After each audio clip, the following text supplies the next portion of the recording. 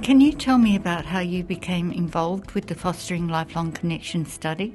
I first became involved with the Fostering Lifelong Connections project through the Research Centre for Children and Families, which is co-located with my team, Indigenous Studies and Aboriginal Education, in the Sydney School of Education and Social Work. And they spoke to me about a project that they wanted to do with Aboriginal children who are in long-term foster care or out-of-home care. And that really tweaked my interest. And they spoke about working with people at different regions. And one of the regions they mentioned was Dubbo, which of course is my home community. And as soon as they said that, I said, well, yes, I'd like to be involved. And then it was just a matter of getting to meet the caseworkers in Dubbo and finding out in what way I could best support them. Why did you think the workbooks needed to be developed?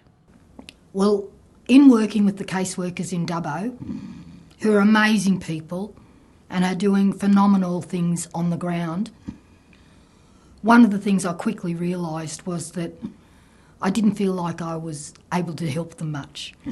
I was feeling a little bit useless.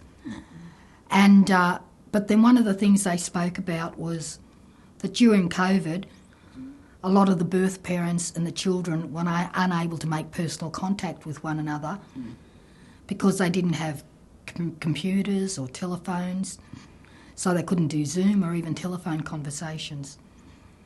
And that kind of broke my heart. And then the other thing was that part of their project was about maintaining cultural connections. So I thought very quickly and piped up and said, well, maybe my sister and I could develop a booklet on Wiradjuri language. And they thought that was a great idea. And then I went and spoke to my sister about it. And I said, so you want to put the whole of Wiradjuri language into a booklet for the kids with cultural knowledge and everything? I said, you're not going to be able to do it. And from talks and that I'd had with my elders, I said that they said that it's better to teach it using categories and maybe with a series of smaller books that we could get through to the students. And I'd already been working on the categories, so it wouldn't take us that long to produce something important or that could help children and parents across country. So from the one book concept, we ended up with 7 booklets, each with their own theme, and each book, though, follows a similar format in that the first part of each book has Wiradjuri language games and activities, which Diane has developed, and they're amazing. And then the second part of each booklet is the other part of our language that has often been dismissed and not recognised, and that's symbols and track work. So the second part of each booklet is teaching symbols and tracks from Wiradjuri, and we've used the images from my cultural practice, Diane does it as well, of the kangaroo cloaks, so that we can, at the same time, we're also teaching a lot of cultural information through the booklets, through the language and symbols and tracks. We now have 2 of the books ready for release and looking absolutely amazing. Can you tell me a bit about the process and the collaboration that went into developing and designing the books? So we had a lot of collaboration across the board, and I think it's one of the best collaborations that I've seen with Sydney University and the Research Centre into Families and Community. I'm hoping I've said that right. SBS, ourselves, the work that our elders have done previously that have supported us with our knowledge and our understanding of language and culture. So we've been able to put snippets of our culture in there as well. So it's been a big teamwork, very valuable, and I think it's a good way of showing what can happen when all parties work together for the benefit of children and adults. We now have 2 of the books ready for release and looking absolutely amazing. Can you tell me a bit about the process and the collaboration? I think there's multiple layers of people that can get benefit from these books. First and foremost are the children who are in out-of-home care. These are Wiradjuri workbooks based on Wiradjuri language, but it doesn't mean that other kids can't still use it.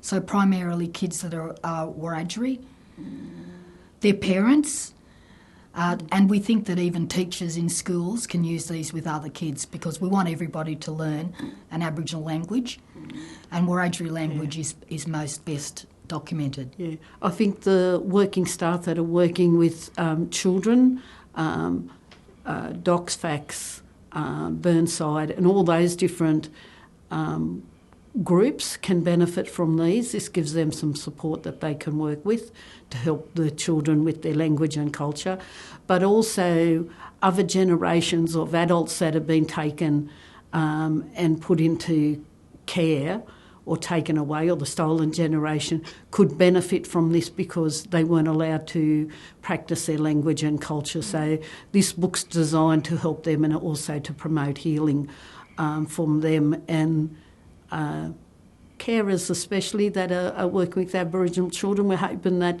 that can give them a better understanding of the Aboriginal children that they have and also support them better. There are lots of games and exercises in the workbooks. Do you think this is something that families will be able to do together? It's not meant to be just the students on their own. It's supposed to be a family thing where you work together and you talk, and it sets up a yarning and to build a closer bond, if you like, and closer connections between all parties.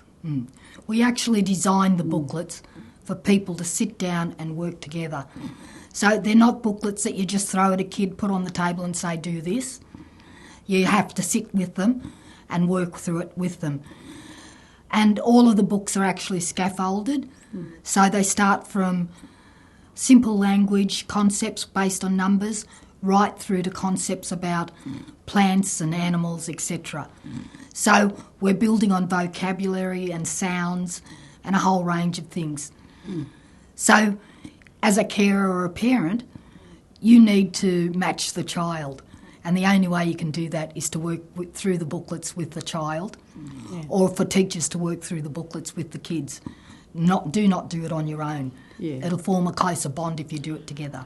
Throughout the book there's did you know questions in there that give you a little bit of cultural information that we're hoping people will have a bit of a yarn about it and say, well, I didn't know that. Isn't that interesting? Isn't that really good to know? Because we wouldn't have known this otherwise. So we're very aware that there's a lot of adults our age that weren't given the opportunity to learn their language and culture. So, and at school, we weren't allowed to transmit our language and culture. So a lot of non-Aboriginal people and Aboriginal people that don't know their language and culture can learn a bit from these booklets. So I think it's going to be an excellent resource. Yeah, and part of this is that, you know, when we were kids, it was against the law for Aboriginal people to transmit their culture and, of course, their language. So it's only been in relatively recent times that many Aboriginal people and communities have started to gain confidence in sharing their culture and language. And we've basically been told by our elders in our community that they're passing this baton on to us, and this is something that we now have to work out how we can share. Yeah, and they said, listen, girls, you better share this information because it's good. They need to know it and you need to pass it on. Yeah, and as we were passed on the language and understanding through Uncle Stan Grant Sr. and John Rudder, who has now passed, we were immensely grateful to them that they created the first Wiradjuri dictionary, and that set the scene and allowed us to use that information to now go on and create these Wiradjuri workbooks. Yeah, and it's only through elders like them. I find when it's Aboriginal, non-Aboriginal people working together and in the right way and coming with the right heart and feelings that brilliant resources get made and shared.